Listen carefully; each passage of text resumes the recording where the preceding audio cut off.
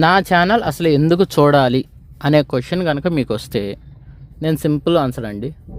నా ఛానల్ పెట్టి మీరు చిన్నపిల్లలతో కావచ్చు, అమ్మా నాన్నతో కావచ్చు, ఫ్యామిలీ మెంబర్స్తో కావచ్చు, ఎవరితో అయినా చూడవచ్చు. అది ఫ్రీగా.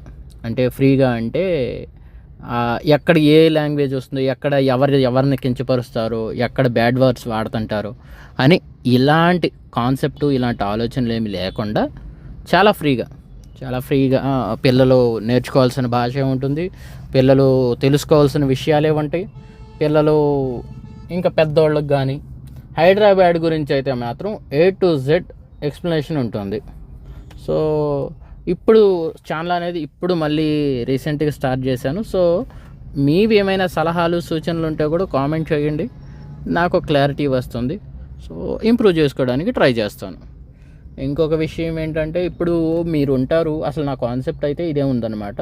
ఇప్పుడు మీరు ఉంటారు, ఫర్ ఎగ్జాంపుల్ మీరు కూకట్పల్లిలో జాబ్ చేస్తున్నారు, మాదాపూర్ వైపు రోజు వెళ్తుంటారు, కానీ మీ పిల్లల్ని ఫ్యామిలీని రోజు అటు తీసుకెళ్ళలేకపోవచ్చు. సో అప్పుడు ఏం చేస్తారంటే, నా ఛానల్ స్టార్ట్ చేసేసి ఇదిగో ఇది కూకట్పల్లి నుండి మాదాపూర్ వెళ్ళే రూటు, సో ఈ రూట్లోనే నేను రోజు ట్రావెల్ చేస్తుంటాను.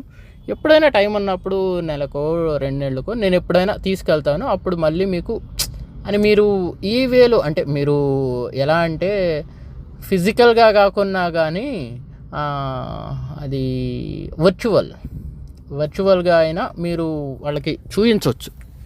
సో అనే కాన్సెప్ట్లోనే నేను ఈ ఛానల్ అనేది స్టార్ట్ చేస్తున్నాను అనమాట.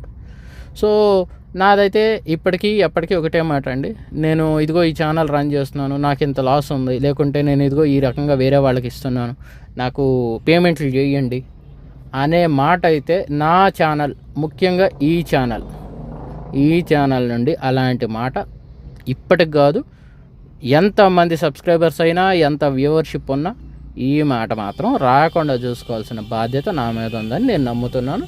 దానికి నేను కట్టుబడి ఉంటాను. మీవేమైనా సలహాలు సూచనలు ఉంటే కామెంట్ చేయండి, అవన్నీ కూడా లెక్కలోకి తీసుకుంటాను. Thank you.